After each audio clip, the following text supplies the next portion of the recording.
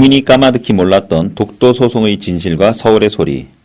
2010년 독도 소송을 진행하던 중 주요 진보 언론들에게조차 배신당해야 했던 안티 이명박 운영자들은 진정한 민중의 목소리를 담아낼 서울의 소리를 설립하게 됩니다. 국민 여러분께서는 독도 소송의 진실과 서울의 소리가 어떤 인연이 있을까? 의문이 드실 수도 있을 것입니다.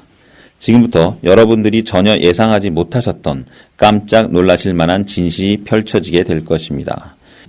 2008년 7월 요미우리 신문은 일본 후쿠다 총리가 이명박에게 학습 지도 요령 해설서에 독도를 일본 영토라고 표기하겠다라고 통보했고, 이명박은 지금은 곤란하다, 기다려달라라고 말했다고 보도합니다.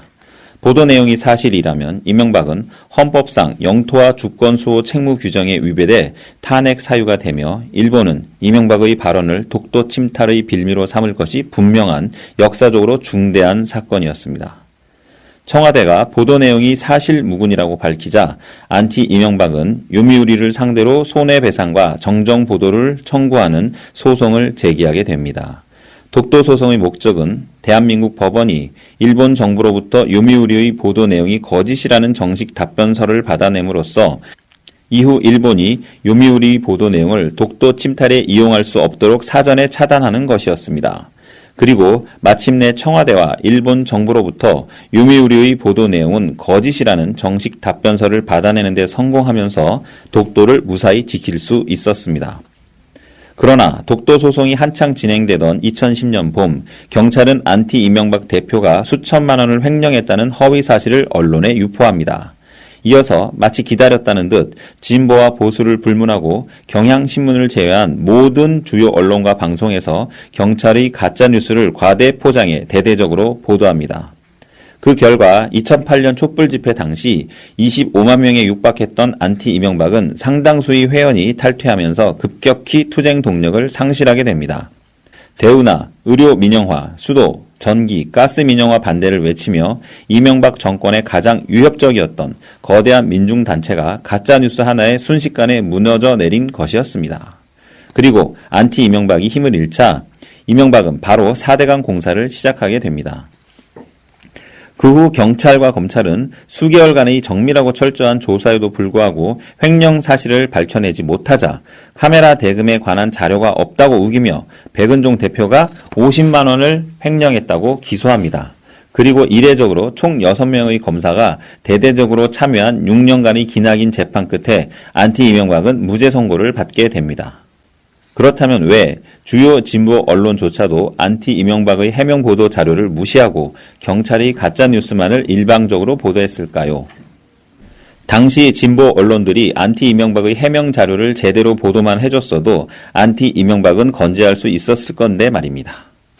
이는 같은 진영이라 할지라도 통제가 불가능하다면 무너뜨려야만 자신들의 정치 영역을 지킬 수 있는 정치계의 속성에서 그 답을 찾을 수 있을 것입니다. 라틴 아메리카 혁명의 아버지라 불리는 체게바라는 다름 아닌 볼리비아 공산당의 배신으로 궁지에 몰린 끝에 최후를 맞게 됩니다.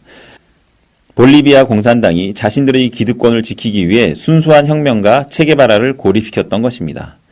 2008년 회원이 최대 25만에 다다랐던 안티 이명박은 순수한 민중의 목소리를 지키기 위해 모든 정치 세력과 단호하게 선을 긋게 됩니다. 당연히 2008년 촛불 이후 안티 이명박 운영자들은 보수는 물론 안티 이명박을 차지하려는 진보 정치 세력들에게도 지속적으로 공격을 받게 됩니다.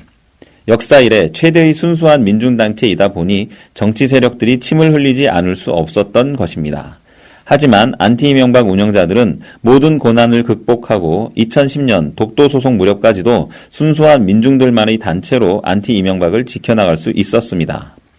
그러나 2010년 봄 일본 요미우리 신문을 상대로 역사적으로 중대한 독도 소송을 치르던 중 이명박 정권에게 가짜뉴스로 일격을 당함과 동시에 진보 언론들에게 마저 배신을 당하면서 안티 이명박은 급격히 힘을 잃게 됩니다. 이에 백은종 대표와 안티 이명박 운영자들은 공정한 언론의 소중함을 깨닫고 순수한 민중의 목소리를 지켜내기 위해 2010년에 서울의 소리를 창립하고 지금에 이르게 된 것입니다. 여전히 서울의 소리는 그 어떠한 고난 속에서도 순수한 민중의 목소리를 지켜내기 위해 정치적으로 독립 노선을 지키고 있습니다. 그런 이유로 국민들께서 함께 지키고 갖고 나가지 않으신다면 서울의 소리의 내일은 그 누구도 장담할 수 없을 것입니다. 서울의 소리는 응징뿐만 아니라 투쟁하는 언론입니다. 국민 여러분께서 이미 알고 계시듯 수개월간의 기나긴 농성투쟁 끝에 이명박과 양승태를 구속시킬 수 있었습니다. 그리고 앞으로 서울의 소리가 투쟁 언론으로서 할 일은 너무나도 많습니다. 하지만 당장 서울의 소리를 정상적으로 운영할 수 없을 정도로 재정이 절대적으로 궁핍합니다. 설상가성으로 수많은 자한당 의원들과 보수단체들로부터 수많은 법적 공격까지 받고 있는 실정입니다. 서울의 소리와 조선의열단이 한반도를 갉아먹는 자한당을 해체하고 정의사회를 구현할 수 있도록 국민 여러분의 적극적인 참여와 후원을 부탁드립니다. 서울의 소리 조선의열단 일동 고맙습니다.